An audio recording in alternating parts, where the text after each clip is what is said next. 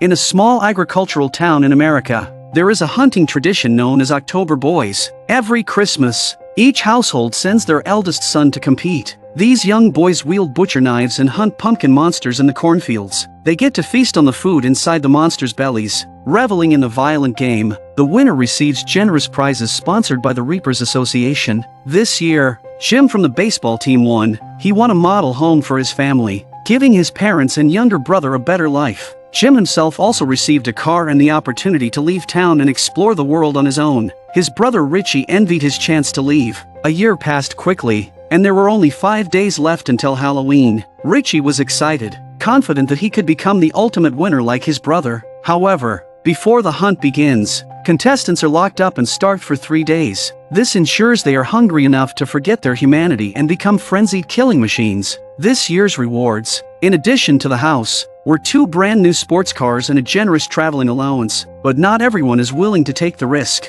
Many kids don't want to participate in the hunt or believe in the pumpkin monster. However, they are forced to join due to pressure from the association, though Richie never wavered. Richie's parents, however, were against him joining the hunt, saying Jim had already won everything for the family and the opportunity should go to another household. This left Richie very frustrated. In fact, since Jim left last year, he had only sent the occasional postcard home and never contacted the family otherwise. But their parents never complained, always speaking fondly of their eldest son. Richie felt neglected and, despite his father's opposition, was determined to participate. Shortly after Richie's 18th birthday, he received a long letter from his brother. In the letter, Jim expressed his desire to return home and reunite with everyone but said the timing wasn't right yet. Jim carried the expectations of many and felt he couldn't come back until he achieved something significant. In closing, he wrote that winning the hunt didn't mean everything. After reading the letter, Richie stole a car to go find his brother,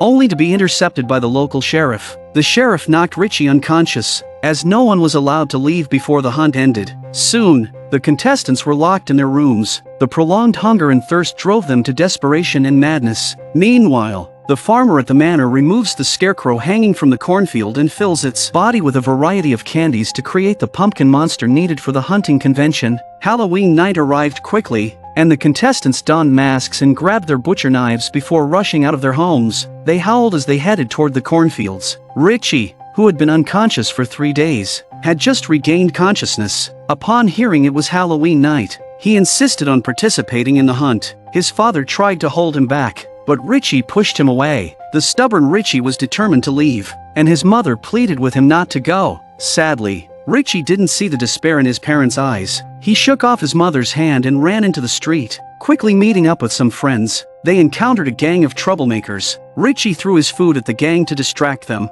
then jumped into his friend's car and sped off. Halfway there, something collided with the car. Suddenly the car wouldn't start, so they had to call everyone out of the car to check it out. The group of 4 followed the footprints and found food scattered near the cornfield. They couldn't resist and devoured the food. They speculated that they must have hit the pumpkin monster since it had a belly full of food, like a walking candy jar. At that moment, Richie heard strange noises. He signaled everyone to be quiet and listen closely. Following Richie's gaze, they indeed saw the pumpkin monster. They charged with their weapons, but one boy fell with a scream. The endless cornfields obscured their view, and Richie and the others couldn't see the monster. The fallen boy lay on the ground, panting, then was dragged into the depths by a pair of hands. The others anxiously looked around and headed in the direction of the sound.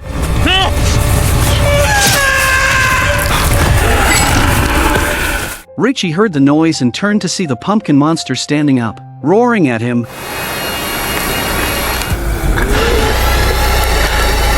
Terrified, Richie ran forward. The dry corn leaves scratched him as he ran, and his mask fell off. Richie saw candies on the ground and a scarecrow post not far away. Kelly, a girl wearing a mask, suddenly appeared. She worked at the local cinema and was Richie's crush. Kelly dreamed of a road trip, so she defied gender restrictions and joined the hunt. Hoping to win the prize money, Richie warned Kelly that the pumpkin monster was tough and suggested they find a gun for protection. The two decided to team up. Meanwhile, their friend Bud ran home, hoping his parents would let him in, but his parents said they needed the victory and pushed him outside. Dejected, Bud sat at the door and overheard a neighbor boy shouting and banging on the window, warning him to watch out. Bud understood and noticed the pumpkin monster nearby. He quickly put on his mask and ran. Bud reached the basement entrance, begging the people inside to let him in, but the gatekeeper demanded $200,000 in cash or they wouldn't open the door. Hearing the pumpkin monsters roar nearby, he quickly shut the door. Hearing Bud's cries for help, they eventually pushed him inside, but when they opened the door, they saw the pumpkin monster.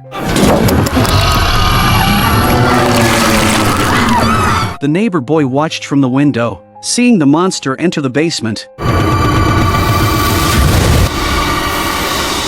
Elsewhere, Richie and Kelly arrived at the sheriff's house. Richie had Kelly keep watch outside and climbed through a window. Soon after, Dan hurriedly drove to the scene. Finding the door locked, he quickly drove away. Richie returned with a gun, recognizing his father's car but unsure why his dad had come to the sheriff's house. With no time to think, Richie and Kelly stole the sheriff's car, deciding to return to the cornfields to hunt the pumpkin monster. The police car's radio crackled with a report of the monster near a store, urging the sheriff to handle it. Richie and Kelly sped toward the store. Meanwhile, the town's commercial street was in chaos as contestants rioted, looting food from stores.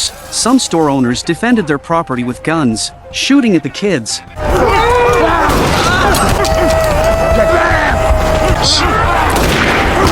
Contestants attacked the store owners, pouncing like hunting dogs. They had forgotten morality and law, driven only by bloodlust and violence. Richie and Kelly witnessed the scene but didn't intervene. The troublemakers from earlier reappeared, causing problems again. They grabbed Kelly, threatening Richie.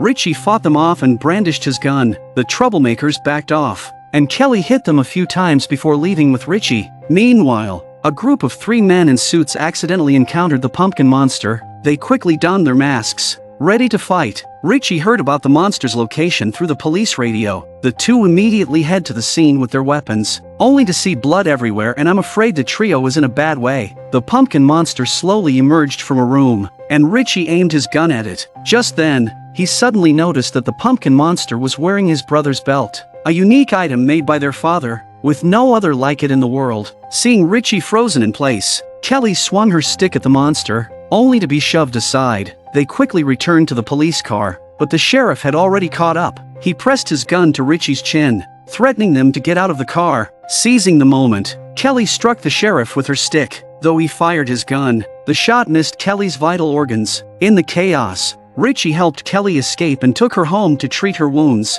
only to find his mother standing in the living room. Richie asked her to get towels and ice, but she ignored him, leaning against the kitchen island, smoking. Richie couldn't help but think about the belt. He asked his mother where the previous year's winner went before his brother won, and the winner before that? Why had they never returned to the town? Were the letters and postcards from his brother forged by her? Realizing she couldn't hide the truth any longer, his mother ended her life in the kitchen. At the same time, the pumpkin monster returned to Richie's old house, hearing cheers from a year ago.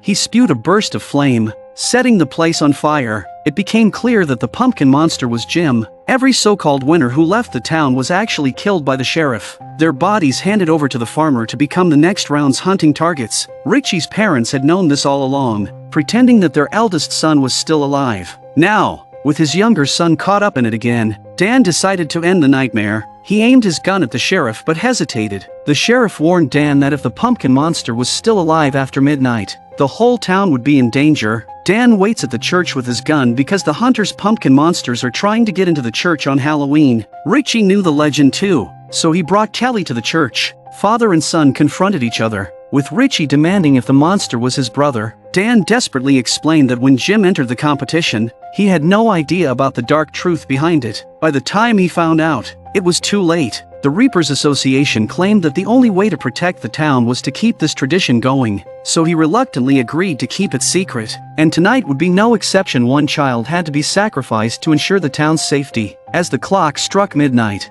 Richie stepped out of the church and saw his brother transformed into a monster. He tried to bring Jim back to his senses, but the sheriff suddenly shot at the monster. Wounded, the pumpkin monster handed the gun to a thug, urging him to kill the monster and become the winner, thus continuing the town's tradition. Richie, holding his brother, aimed at the thug, threatening to shoot if he took another step. Unexpectedly, Jim guided the gun towards himself, wanting his brother to end it all. Richie, in great pain, knew there was no other way. He ended his brother's life, and the townspeople celebrated his victory. The hunt was a success, and like his brother, Richie was hailed as the winner, basking in admiration and praise. In the end, Richie drove a bright red new car out of town, meeting Kelly halfway, and they planned to escape together. But before they got far, the sheriff blocked their way. Richie told Kelly to hide and, if he didn't return in 10 minutes, to drive away. He then got out of the car, and the sheriff forced him into the cornfield. The sheriff underestimated Richie,